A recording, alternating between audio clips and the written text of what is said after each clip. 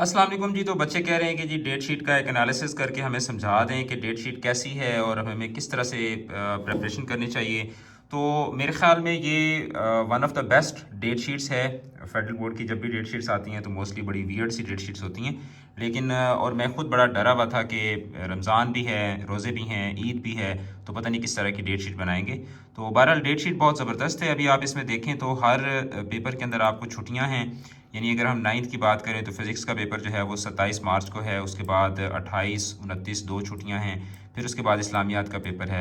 इस्लामियात के पेपर के बाद फिर जो है वो 31 मार्च यकम दो छुट्टियां हैं। फिर उसके बाद बायो और कंप्यूटर का पेपर है।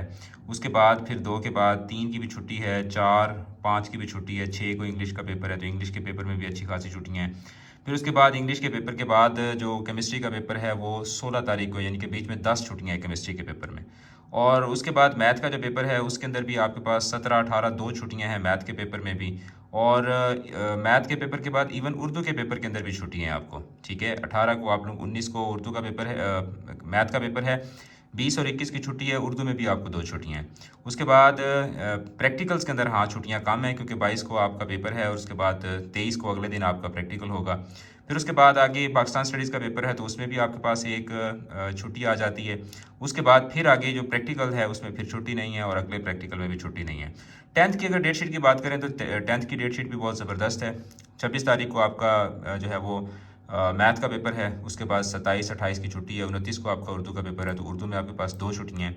उसके बाद जो है वो 30, 31 दो आपके पास जो है वो दो आपको छुट्टियां हैं। फिर उसके बाद आपका 30, 31, हाँ 31 को और 31 को छुट्टी है। केमिस्ट्री का आपका पेपर फर्स्ट को है, तो इसमें भी आपको दो छुट्टियां हैं। उसके बाद आपको 2 तारीख की छुट्टी है। पाकिस्तान स्टडीज़ के लिए आपके पास एक छुट्टी है, ठीक है। और उसके बाद इस्लामियात के लिए आपके पास फिर अगैन एक छुट्टी है। और उसके बाद इस्लामियात के बाद 6 तारीख को बायो और कंप्यूटर में आपको जो है ना अगैन 10 छुट्टियाँ आपके पास आ जाती हैं, क्योंकि बीच में ईद होगी। और उसके बाद अगर हम इंग्लिश की बात करें तो 15 को आप लोगों का जो है वो बायो और कंप्यूटर का पेपर है। 16, 17 दो छुट्टियां हैं आपको इंग्लिश के पेपर में। और उसके बाद इंग्लिश के बाद फिज़िक्स का आपका पेपर जो है वो जाके आता है 24 तारीख को, ठीक है। तो आप देखें कि 18 से 24 तक आपके पास 19, 20, 21, 22 अच्छी खासी आपके पास फिज़िक्स में के पेपर में भी आपके पास छुट्टियाँ हैं। तो बड़ी ज़बरदस्त डेट शीट है। अभी इसके मुताबिक आप अपनी तैयारी बेहतरीन करके करें और अभी से तैयारी शुरू कर लें। ये जो ख़ास तौर पे ये जो केमिस्ट्री का पेपर है इसमें छुट्टियां ज़्यादा हैं 9th वालों को केमिस्ट्री में, और जो 10th वाले बच्चे हैं उनको यहाँ पे बायो के पेपर में ज़्यादा छुट्टियां हैं। तो आपने ये नहीं समझना कि इसमें 10-10 छुट्टियां हैं, तो हम लोग वो 10 छुट्टियां ईद की छुट्टियां होंगी और वो ईद की छुट्टियां गुजरने में पता भी नहीं चलता।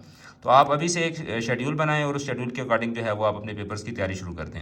अब शेड्यूल आप लोगों ने इस तरह से बनाना है, आज से अगर आप शुरू करते हैं तो आपने जो आपका सबसे लास्ट में पेपर है, जैसे फिजिक्स का लास्ट में पेपर है 10th वालों का, तो आप फिजिक्स की तैयारी पहले करें, फिर इंग्लिश की करें, फिर उसके बाद बायो की करें, फिर इस्लामियात की, फिर पाकिस्तान स्टडीज़ की, और फिर केमिस्ट्री की, फिर उर्दू की।